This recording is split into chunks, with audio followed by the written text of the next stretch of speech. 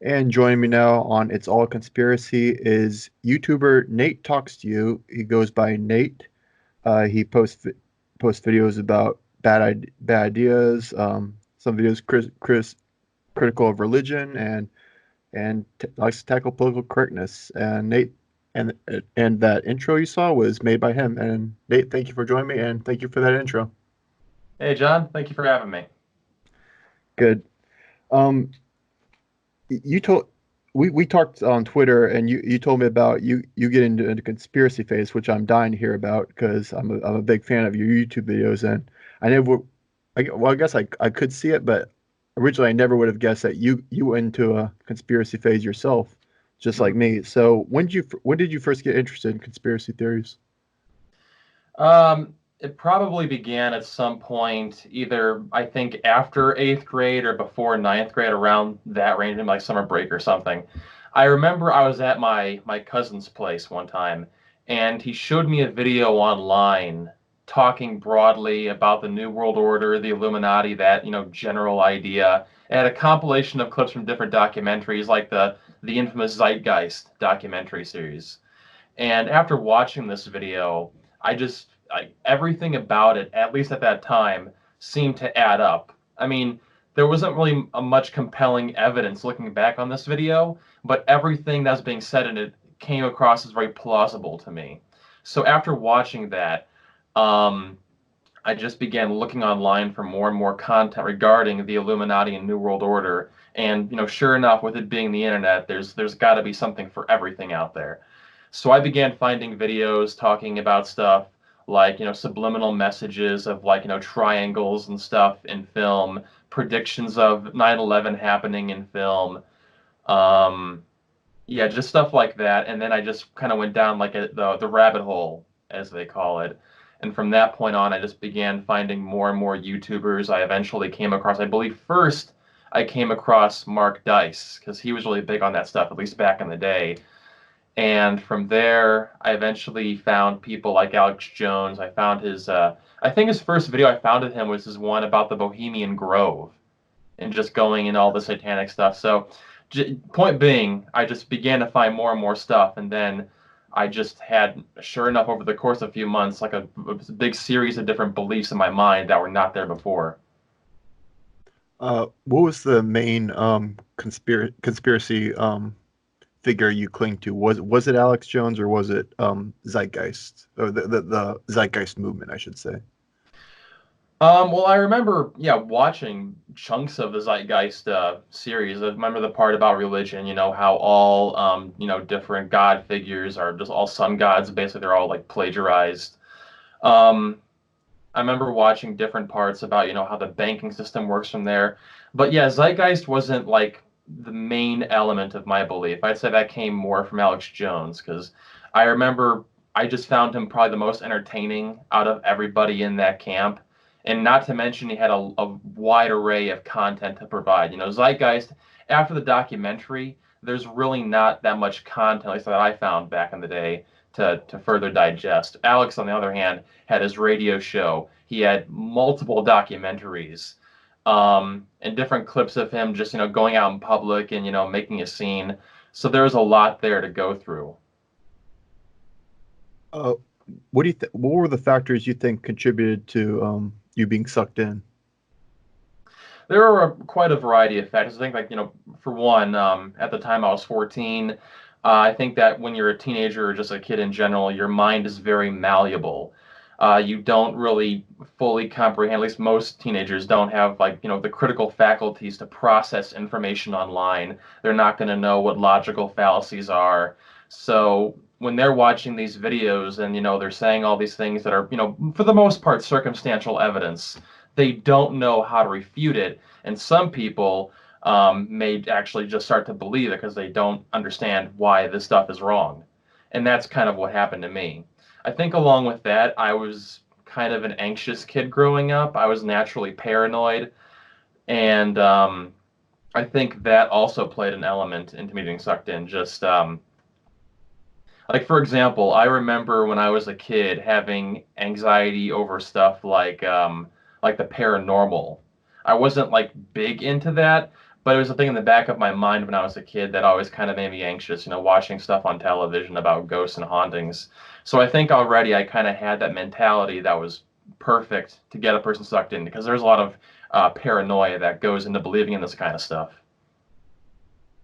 And that's the thing with being so young at that age. Like I wasn't as young as you when I got into my phase, but yeah, at that age, you're vulnerable to and easily influenced by stuff online. And even at that age, like uh, I would have been when I was 14 at the time, that would have been 2004, and that we were also during that time of the internet, we were never really shown like how to refute uh, internet sources whenever we did like research. Like we did a couple of projects on political campaigns, and but this is just my experience. My teacher never really taught us how to refute uh, fact check sources or determine whether or not something is credible. Like we just picked an internet source and there's our bibliography.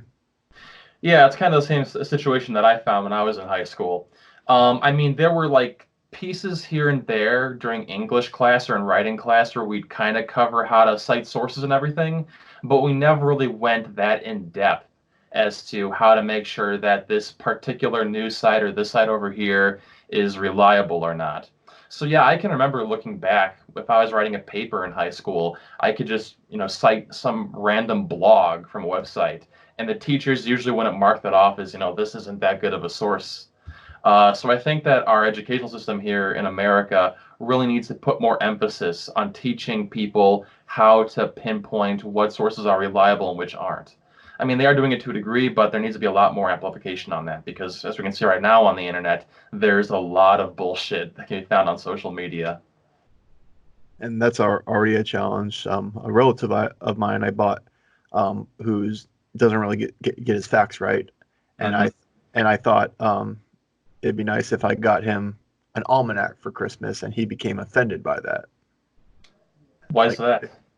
I mean, like people have their like it has to do with like political bias. Sometimes you might refute things that could be easily disproven if you read reference sources, which is something basic we've been taught when it comes to libraries.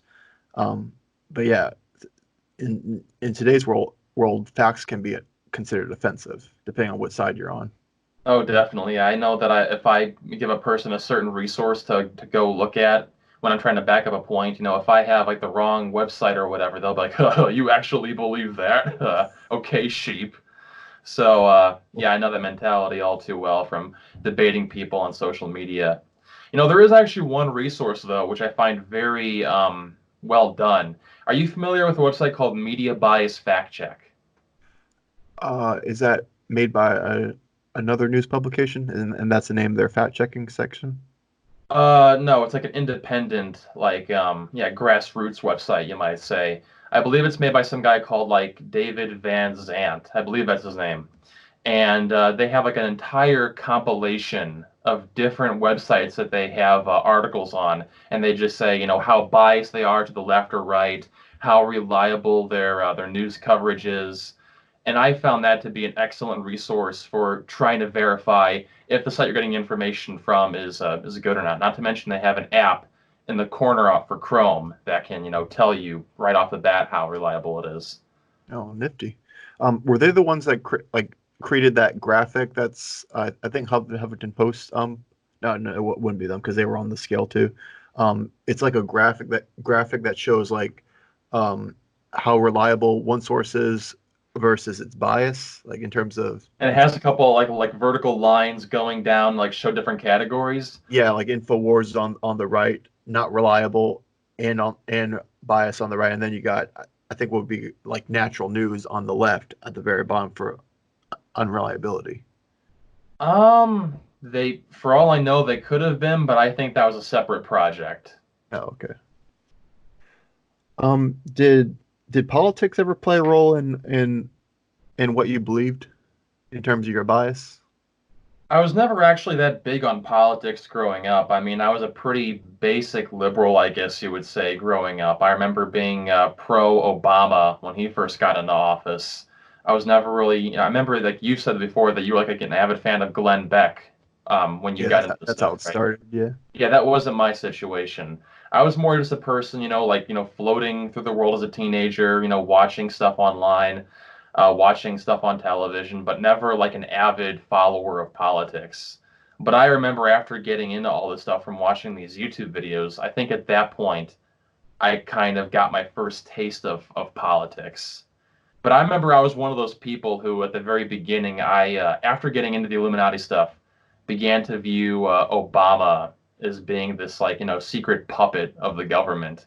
I know that like Alex Jones for a while, like back in '09, was doing the whole like Obama Joker gimmick for a while there. So from watching people like him talking about how Obama is this like he's an aspiring dictator, I began to resent Obama because of all this weird shit he was saying.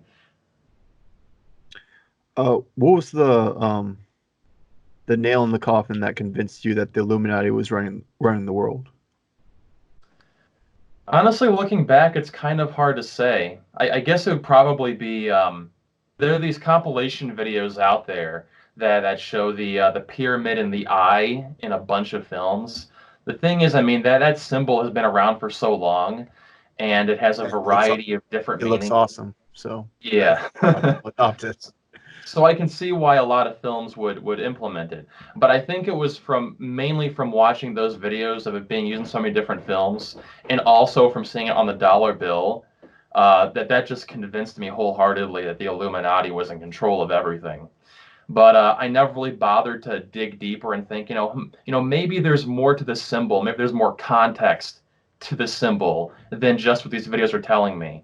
But at that point in time, I really didn't know how to look into stuff.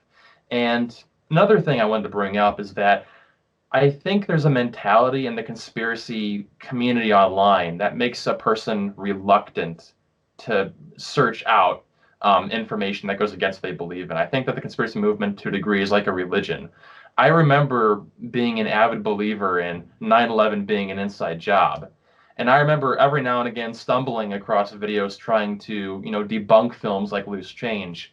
And I remember being, in a way, afraid to watch these videos because in my mind I was thinking, what if I watch these debunk videos and they change my mind? Does that mean I'm turning into a sheep? Because that's a common term in the community. You don't want to be one of the sheeple. So I just thought, my best bet is to simply avoid any counter information, regardless of whether or not it's accurate, because it might brainwash me. Did you follow Mark Dice when he was, or like, what year was it that you followed Mark Dice when he was pushing the Illuminati stuff? Probably around 2009. I mean, I wasn't on him for too long because after watching him for a bit, I mean, the guy is kind of a dick. I've watched his videos, but he's a smug prick. So at some point, I kind of veered off of him and I began watching more people like Alex Jones and just other more small time creators. But for a while, when I was watching him, the videos I remember watching from him the most were probably the ones of him, going on the beach or going to a local Walmart and asking random people questions that, the average American isn't going to know the answer to. But these videos are framed to try to put in the mind of, the viewers that the average person is dumb. They're all brainwashed. And you watching Mark Dice, you're the smart one. You found the truth and you need to go and buy his books and everything. So I remember kind of getting sucked into that. And also there were the videos of him sending trash to Glenn Beck. I remember that one. Hmm. Um, so Mark Dice is kind of cleaned up his channel and cleaned up his how how he packages himself now. He's taken down most of his Illuminati videos, all his 9/11 truther videos. Do you know much about that? I see him on social media every now and again. I know, like, if there's somebody on Twitter, a popular figure, he might be in the comment section there. I might see him, make some, post that blows up on Twitter. But for the most part, I don't avidly follow him. But when I have gone to his channel here and there, it seems like he's kind of gone on the whole, I'm gonna react to this college liberal bandwagon. That's kind of his shtick now.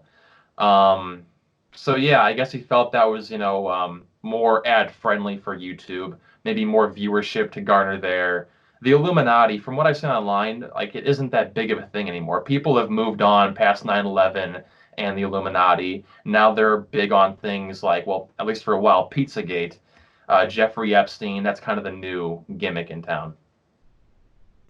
Yeah, Mark Dice has banned me on Facebook and Twitter, so I've not really been able to reach out to him to what exactly has made him uh, clean up his channel. But I think it has to do with the fact that he's become literally a pro-Trump T-shirt seller, and probably 9/11 was committed by the government. Probably wouldn't sit well with Trump supporters. I wouldn't say. Probably not. The way I see it, looking back, I'm convinced that people like Mark Dice and Alex Jones, I think that this is for the most part a grift for them. I don't think that. I mean, it's possible they believe in a chunk of it, but I think a lot of these prominent figures in the movement are doing it knowingly that it's a lot of it is all bullshit. Because there's a lot of money to be made off selling the T-shirts and selling the books. So they're just trying to find their niche market and capitalize on it. Uh, what year was that you started to listen to Alex Jones? Were you like a committed follower of Well, him? I didn't really watch his radio show that much. I mean, it was a bit too long-winded for my taste. But I just remember watching videos of him, um, going out in public with his blowhorn, making a scene. I remember there was one video I saw of him going out with the Joker makeup, the 2008 Joker makeup, and stapling on different like signs and stuff around town. Obama, Joker, and thinking that was so cool and edgy when I was a kid. But looking back, I'm really not sure how many people would have been convinced by that. They'd probably look at it, laugh it off, and then just move on with their day. But at the time, it seemed like really like rebellious, behavior. Unfortunately, because his YouTube channel has been taken down, people can't see that video, but I'm sure it's been re-uploaded other places. Well, there is the Wayback Machine. You can go on there and you can probably go to the different URLs and you can find copies of some stuff. But I think what swayed me away from Alex finally was just seeing people on comment sections saying stuff about like how he's kind of a shady figure. Um, I'm trying to think right now. Like there was a series of things that kind of swayed me. There was one. I remember there was a video of him going to some kind of protest. I think it was like a pro-gun event or something like that. And there were people up on these steps trying to give a speech, and it sounded like what they were saying is on the lines of what Alex would support. And for some reason, Alex just came in there with his blowhorn and began, cutting off their speech. And it's like, what are you doing, man? These people are on your side, it seems like. Why are you talking over them? And that just gave me the impression that he was in this more just for himself and his own popularity than actually fighting for anything genuine. There's also videos. You might know this guy. Wasn't there some radio host back in the 90s, around the time that Alex first began? An older guy with a balding head and glasses. William Cooper. Yeah, William Cooper. I remember watching clips of him, talking over clips of Alex Jones's show, talking about, the Russians and stuff back in the 90s. And it was just kind of interesting to watch other conspiracy theorists, saying, like Alex is saying all this bullshit. And I was like, wow, maybe this guy is full of shit. At the time, I began to get the impression that Alex might have been a CIA agent or whatever himself. I wouldn't go that far anymore. Now I would just say that he's a grifter. Yeah, at the 2010 gun rally incident you're referring to, people that were at the rally, there's footage of them saying that he's got to be working for the bad guys because he's acting like an absolute ass. Oh, that's what I'm thinking of, the gun event. Yeah. Yeah. But yeah, again, I wouldn't personally say that he's some kind of government agent. I just say that he's a guy who wants all the fame and glory for himself, and he's going to shut down other people that might be competition for his business. Going back to Mark Dice, he actually he deleted this video, but I have the copy. He created a video mocking Alex Jones for that incident because he was in a fight with him at that time. Oh, really? Like competing over trying to get all the attention? It was. I heard it's been kind of. It was because of a book deal that Alex Jones refused to pay him or something. But he did Oh. Dice did an impression of him regarding the video of him coming up to the rally, and then he said his impression goes, "Wait a minute, what's this? It's a pro Second Amendment rally, and I'm not the center of attention. Well, I'll fix that. I'm Alex Jones. I got the documents." So that's basically how it went.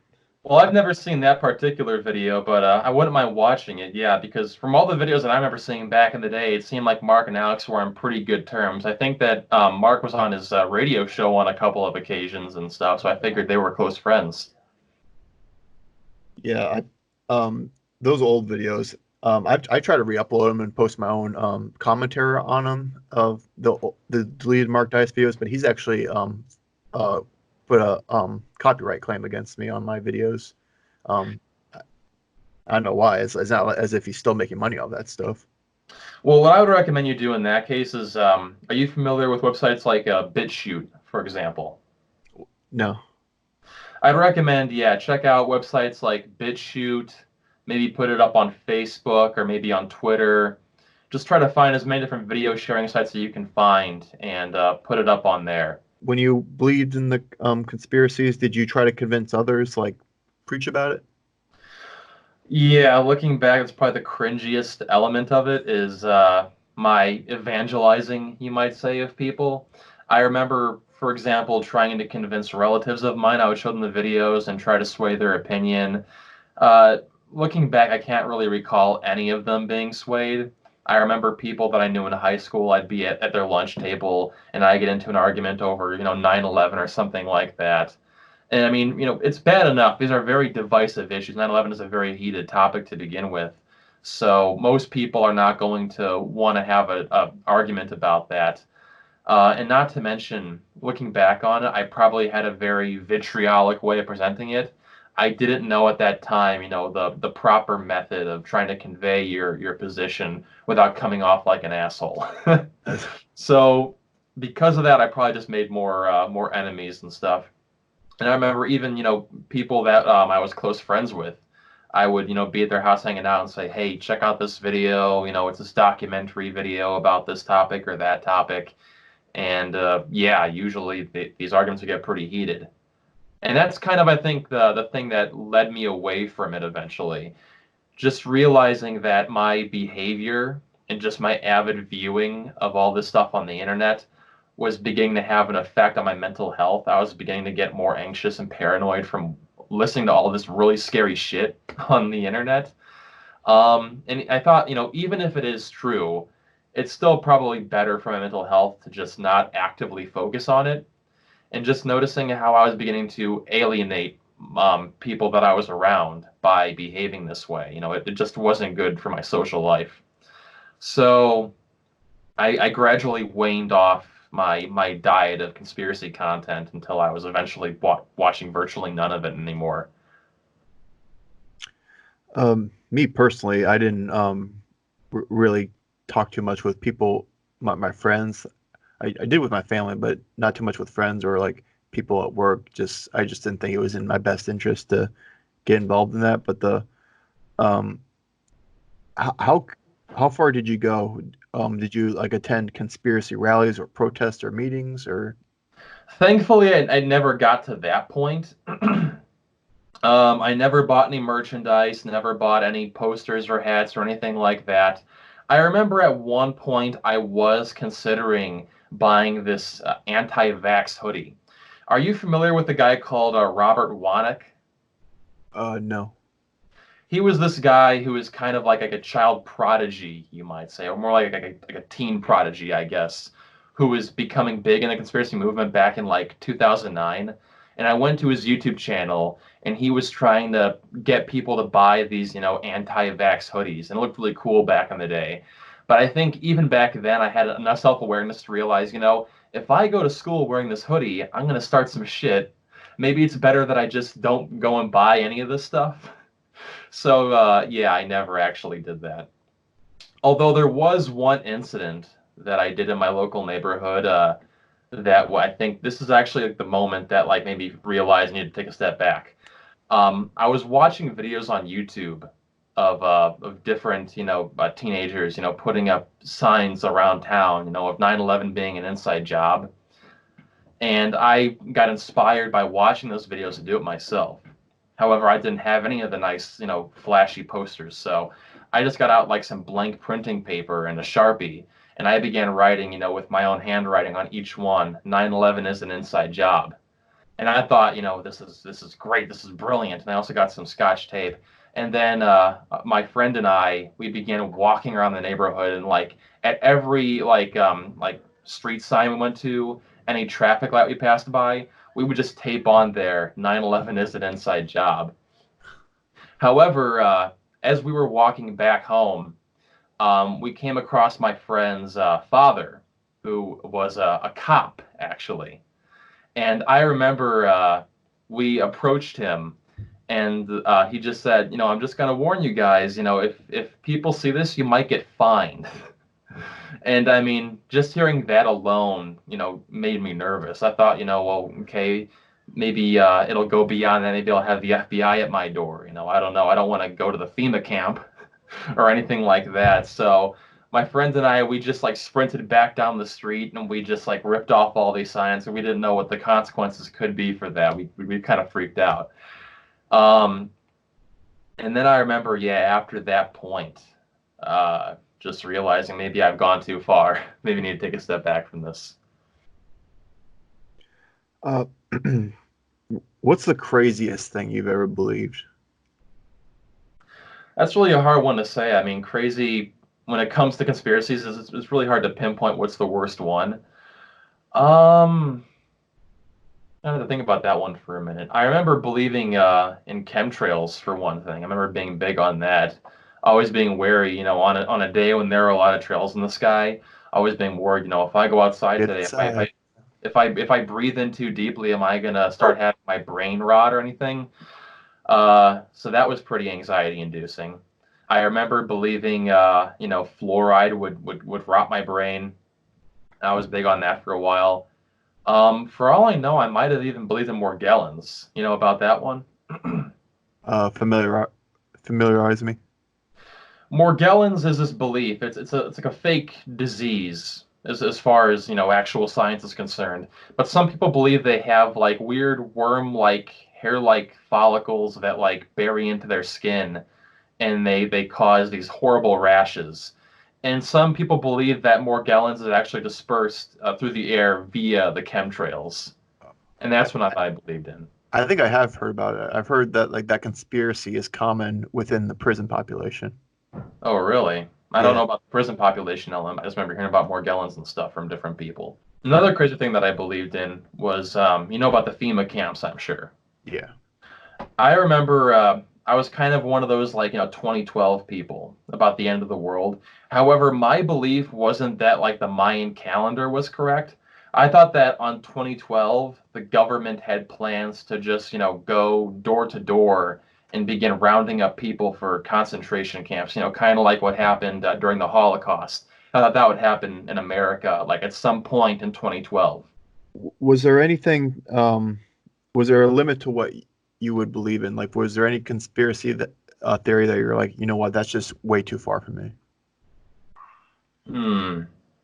Well, I never believed in reptilians. I remember seeing that around every now and again. I remember people, yeah, David Icke is like the main propagator of that stuff. I never got that far. I remember watching a few videos here and there about it, but never finding the information terribly compelling. So I never actually got to that level. I was never a flat earther. That never made sense to me. Yeah, that's more recently nowadays. Yeah. I don't actually know if I ever heard about flat Earth back then, but it's probably better that I didn't because, for all I know, at that point in my life, I could have been compelled by some of the videos that people put out there. Um, yeah, I'm trying to think if there's anything else that I didn't believe in. That's probably the main ones that I steered away from because that just seemed to be going a bit too far for me. I know there are some elements of the truther movement who believe that the airplane was a hologram or that a laser actually hit the Twin Towers. I never believed in that kind of stuff. Roughly what I believed in was that a plane did in fact hit the Twin Towers, but the plane was not the actual cause of the collapse. I believe that it was a controlled demolition, which is more the mainstream truther thing. I never got into holograms or stuff like that. So what made you think regarding you could go on with several specific theories, but what made you think, you know what, this might be wrong? Like, what made you change your mind about some conspiracy theories?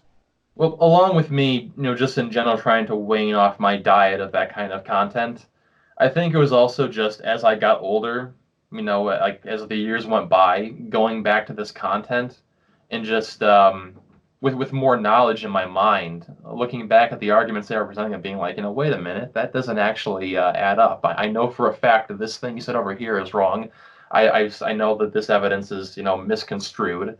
So then I think that just began to, lay those seeds in my mind that, there's a lot of stuff here that doesn't add up. So, yeah, like I said, I stopped watching this conspiracy stuff for a while. And I think at some point, years later, I just came back to it all with, more knowledge of how fallacies work, just more understanding of, how to properly research information. And I think one of the first things I began looking into again was 9/11 and chemtrails. Are you familiar with a YouTuber called Miles Power? No. He's this British chemist, and he has like a 7-part series talking about 9/11 conspiracy theories. And I remember watching this series of videos from him, and he pretty much put to rest a lot of the beliefs that I had in 9/11 being an inside job. I remember just comparing the arguments that the truthers would make compared to what he was saying, and it just seemed like everything that he said, um, again, yeah, just put to rest what they were saying because they could actually back it up with resources and explain in depth why what they were saying was incorrect. So that pretty much shut down my suspicion of that one. And then regarding chemtrails, there's for the most part going to websites like Contrail Science and seeing all the arguments there about why contrails are the way they are, the different factors that contribute to their length and how long they spread out in the air. So yeah, that just put to rest a lot of my belief in the chemtrail stuff. Are there any conspiracy theories you still believe today, or ones that you think there may be something to it, but you just want to put on the back burner for now? For the most part, no. I would say the one that I still have like an inkling. It's not like a hardcore belief, but a suspicion is regarding Jeffrey Epstein's death. I knew that was going to be it. There are so many different circumstances, so many factors that contributed to his death. The cameras turning off, the security guards falling asleep. Both Like, of them falling asleep. Yeah. yeah. I mean, I don't think you have to be like a hardcore conspiracy theorist to think, something doesn't add up here. But again, I'm not saying, for a fact that he was definitely assassinated, but just so much about that just seems so fishy. And even recently, I saw an article somewhere talking about how like the footage they did have is like no longer functional or something. You've actually already mentioned this. You seem to have taken the experience with conspiracy theories and turned it into a career making videos, combating not so much conspiracy theories themselves, but bad ideas in general. Is Hmm. that what you so that and that's what you've done with this experience? I mean, it isn't the only factor in what I do. Um, I'm also an atheist, and I remember for a while on YouTube being, an avid viewer of a lot of atheist YouTubers and just being inspired by that kind of content as well, talking about religion got me into debunking stuff.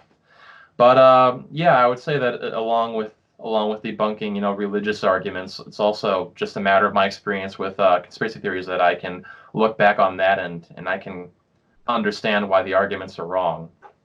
So yeah, I just thought it'd be kind of interesting to make videos. The series is called Bullshit Busted, and Yeah, just I've going seen it. into all of this stuff and breaking down why each of these arguments for that belief don't make sense when you further analyze them.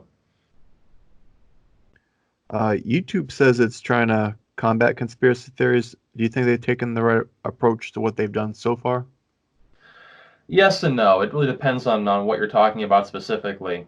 When it comes to stuff like, I know on certain videos, if you look up videos about stuff like chemtrails, there will be a little tab below the video now, which will link usually to an Encyclopedia Britannica article or a link to Wikipedia.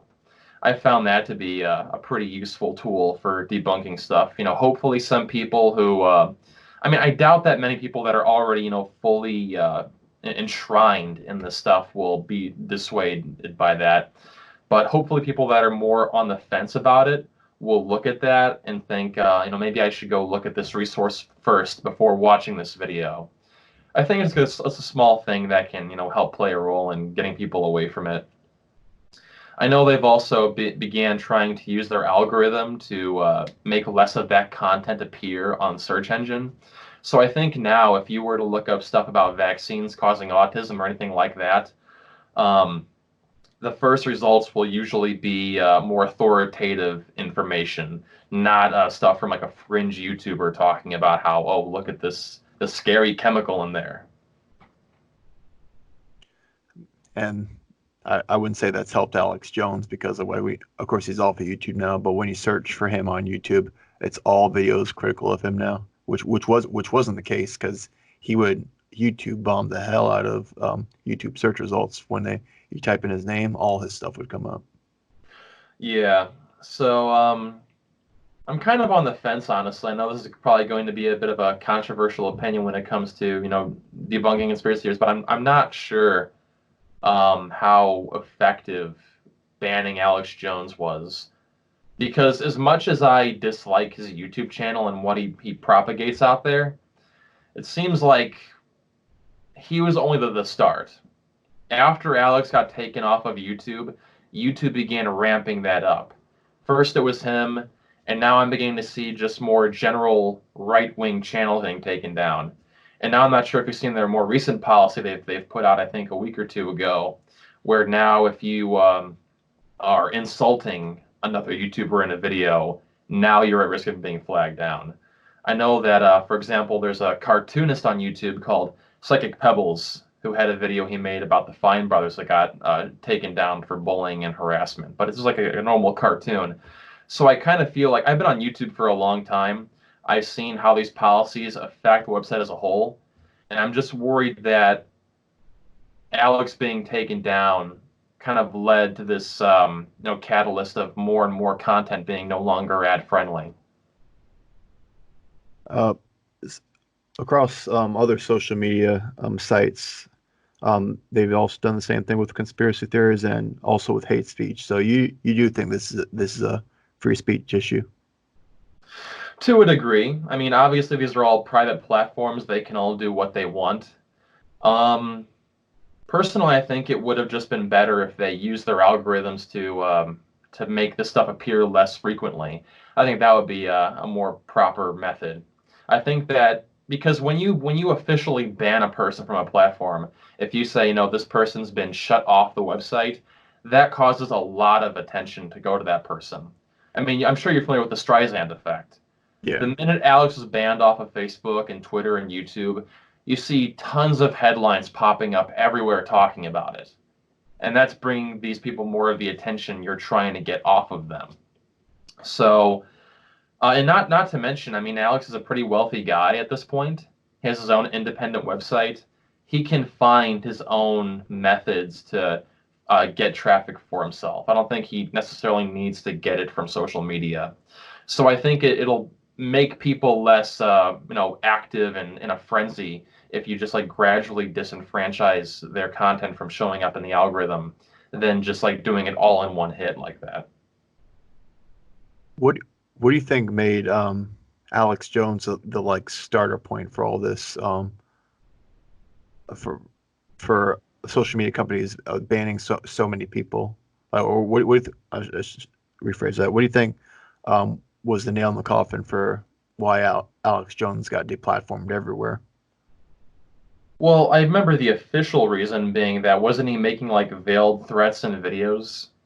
That and he also like it wasn't he is like violations that normally violations like that. Like there's also one of him showing a video of a adult punching a child, but the kid was like acting like was a abusive brat. Have you seen that video that he posted? Um, no, I'm not totally sure actually. Would it be possible to cut the interview here for a minute and pull it up so I can just get some context? Child caught damaging cars attacks man at park. Yeah, that's him. He's in the yellow shirt. Oh yeah, I think I remember watching this video on Facebook or Twitter when it first came out, and I'm not sure why Alex would post this. This doesn't really seem to have It, any connection to anything he talks yeah, about.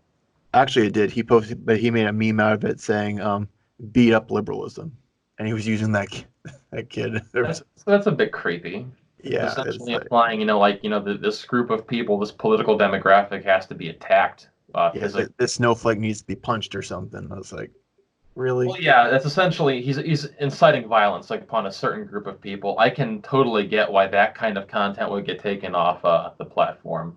So yeah, Alex for a long time has like really been pushing the boundaries of what's allowed on social media. So I can get, yeah, if he's making a video like that, yeah, I can get why that would be taken down. But even if he didn't do that, people like Alex and Natural News and other people like them, they heavily propagate the idea that vaccines cause autism. And I think that's one belief that needs to be heavily kicked off of, the sites. Again, not all in one swift kick, but just find ways to make the algorithm not frequently show this kind of content, kind of shadow ban, as you might say, because thousands of people die because of that belief. Parents watch these videos, these concerned mothers watch videos about vaccines causing autism, and these people who usually have the best intentions for their kids watch it and think, I'm not going to get my kid a vaccine anymore. And then, sure enough, we're seeing this rise in measles, and kids are dying because of it. So I think just for the survival of these kids, we need to prevent this content from being shown as often because not only is it wrong, but it's deadly. And I also think that with like those reasons we went over for why he got flagged and eventually kicked off of YouTube at first, those were reasons I think they looked for because they ultimately wanted to ban him for the Sandy Hook stuff, and the YouTube didn't want to get blamed for spread of those Sandy Hook denier videos. Yeah, So that is also a good point. I mean, YouTube is a massive platform. They have to worry about their PR, their bottom line. I can get that. Um, and it's kind of it's irritating watching Alex dance around what he did. I've seen many clips of him, essentially trying to downplay his involvement in that. But there are these compilation videos out there of him saying that Sandy Hook was all a big plot by the government. I mean, he can't run away from it. We have the archives of these clips out there. Um, so yeah, I hope that Alex gets what's coming to him. I know that he's already gotten in a couple of lawsuits because of the harassment that his videos have incited upon these families.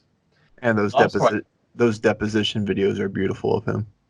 yeah, yeah, it's nice to see justice finally coming to his door after all this time of spreading all this bullshit in general. Um, Being an ex fan of Jones, have you also noticed how he's dramatically changed, like how he covers certain conspiracies like 9/11? There has been a 9/11 Truth Rally in years, or him saying that the terrorist attacks are staged and the government's the real enemy, but now he's saying the terrorists are real and we need to go use the government to go get them. I would say he's gotten a lot more cartoonish as time has gone on. If you watch videos of him at the very beginning, I mean, I wasn't there at the time, but I've gone back and looked at videos of him back in the 90s and early 2000s when he was first beginning his whole, organization. And he seemed a lot more reserved back then. He didn't have like that harsh, gravelly voice, too. He sounded like a normal, average Joe. But as time has gone on, he's got the Alex Jones infamous voice, and you see a lot more of his shouting and everything on the show. And I mean, granted, he was doing that back in '09 as well, but he seems to have really amped it up as the years have gone on. I mean, it seems like a big element of Alex's fame on the internet has come from all the memes he's created of himself. Like, of course, there's the gay frog clips, for example. That's been memed and compiled in so many different ways. And I get why he's done it more and more because obviously it does bring him more attention. At the end of the day, I mean, Alex Jones is a multimillionaire. This will probably burn a hole in his wallet, but I'm sure at the end of the day he'll be fine. But I think it's just nice to see, it's kind of like it's like a symbolic act of justice, showing that he can't do this, and like there won't be any kind of repercussion for it. He should just stick to talking about government officials and not private citizens, Hmm. which is what got him in this hot water to begin with. Yeah. What do you think is the most dangerous conspiracy theory that's currently out there? It's really hard to say. I mean, there are a lot out there that get a lot of attention, like flat Earth, for example. I'd say flat Earth is one that's like very frustrating to watch because you see people believe in this ridiculous idea that we have so much evidence and science showing that it's wrong. But I wouldn't call it dangerous. One that I would say is probably the most dangerous is probably the Jewish question. That's one that I'm seeing get a lot of media traction online right now. I'm seeing so many different dog whistling memes out there nowadays on social media. Have you ever heard of a guy called Nick Fuentes? No. What's he from? He from American Renaissance? Well, actually, he spoke at one of their events a while ago, but he's not like an official member or anything. He runs this online show where he essentially talks about racial demographics, and he talks about Jews in a very veiled way. For example, if you look up online like Nick Fuentes cookie question, there's a video where I guess someone sent him like a super chat during a stream and asked him, like if Cookie Monster put some cookies in an oven at this point in time, how long would it take Cookie Monster to make 6 million cookies? And then Nick Fuentes begins playing into that and talking about, well, I suppose, if you were burning this many cookies at this amount of time over this so many years, and then he just began laying out all of the arguments for the Holocaust being a hoax, but like presenting it through this analogy with cookies to kind of avoid getting struck down by YouTube. But yeah, I'm just seeing people like him and others begin to propagate, all these ideas about, the Jews controlling the world. And I think that's going to lead to a lot of bloodshed in the future. I mean, we've already seen several incidents happen in America here of synagogues being shot at. And I think as long as these people are out there propagating that, we're going to see it happen more frequently. Yep. People like Jared Taylor, he's been asked about the Jewish question, but I don't think he's a he leads American Renaissance, but I don't think he's ever pushed the idea of the protocols or Jews run the world, but he's pushed the idea that Jews are superior race to whites that will dominate us eventually if we're not careful. From what I know about Jared Taylor, isn't he mostly like one of the race realist kind of people? Yeah, His whole shtick is talking about how black people have lower IQs and then white people are in the middle and Jews and Asians are at the very top. That's kind of what I've seen from him for the most part. And also he talks about how we need to keep America majority white. That's more of what I've seen him do. He doesn't go as far as someone like David Duke. I'm sure you know who that guy is, right? yeah. Yeah, he doesn't go as far as David Duke, but I mean, still, I mean, these are all people that contribute to this mentality of white nationalism. Uh, Back to the flat Earth. What do you think's driving it? What do you think's driving the flat Earth movement? It's really hard to say what made it happen now. I mean, the internet's been around for a long time. I don't recall it ever being talked about much again, like in 2010. It seems like this all began roughly around like what, 2015, 2016, would you say? I'd say 2015. Yeah. 2015. Yeah, I don't know why that was the time when it just began to spike in popularity. I suppose it could be maybe some newer arguments were being created at that time, and because of that, people began to find interest in it. Yeah, it's really hard to say. I don't know what caused it to get popular now of all times. Back to what we were saying about the social media situation. Do you think the government should take any action with social media companies, or like making them a public forum, or banning discrimination on the basis of speech? What are your thoughts on that? Um, That's really a hard one to answer. I've actually heard some arguments for why we should not make the internet a public forum. So, for one example, if you're going to make something a public utility, it should be something that it's actually a human necessity. So, for example, I mean, we need to have hospitals, we need to have police, we need to have firefighters. These are things that we, for the most part, make a public utility. Um, the internet isn't necessarily a public utility. I mean, it's something that everybody likes to have access to, but you don't really need the internet per se. If anything, you could make a stronger argument that we should make housing a public utility for everybody. And at that point, you could just argue that, we should make all houses public. But I don't think many people would be gung ho for that position. So at the same time, I think that, if you want to be consistent, if you're going to make the internet a public utility, you'll have to make a lot of other things public utilities as well. And I just think that in terms of feasibility, it's just going to be impossible to enforce if you ban discrimination based on ideology or have a fairness doctrine for the internet or something, because you're going to have to put every opinion out there, and eventually Nazis become a protected class, and that's where the conversation stops if it comes to that. Also, I don't put a lot of trust in the government to have control over the internet. I look at what we can see happening over in China, for example, or in some Middle Eastern countries, and there's incredible control over their internet. And I just think, if we give the government ultimate control over the internet, what's going to stop them one day from shutting the entire thing down? So yeah, I'm a bit wary to give the government that much power. Do you think President Trump has had an influence in legitimizing conspiracy theories since his birth or career? Yeah, in certain places, I'm not sure about everything, but in certain places he definitely has. So yeah, again, the whole birther conspiracy movement, he played a major role in spreading that around. I know he's also someone who believes that vaccines, could be harmful. We need to be careful about He's vaccines. mentioned it, yeah. But Yeah, but of course, is the most prominent probably is his disbelief in climate change. He seems to believe he's more knowledgeable on climate change than the actual climatologists are. So yeah, he is believe dangerous. him. He has more knowledge than the climatologists. Believe him. Yeah, exactly. So in those places, I would say, yeah, for sure, he is a dangerous figure. Um, and I wouldn't really call Trump himself a white nationalist, but he does placate that crowd. It seems like he does play into their hands.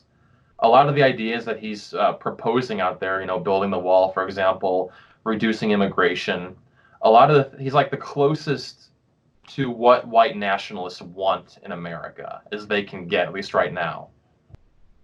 Yeah. They're Although I have seen a lot of people online on the alt-right, they do get pretty pissed off at Trump whenever he's pro-Israel. yeah, with that there's just too many what what the fuck moments when it comes to uh questions of whether or not he's a white nationalist. I mean, he retweeted somebody named White Genocide on Twitter, so he just keeps putting his foot in it with those questions. Yeah, I mean, I think there's a lot of room for suspicion.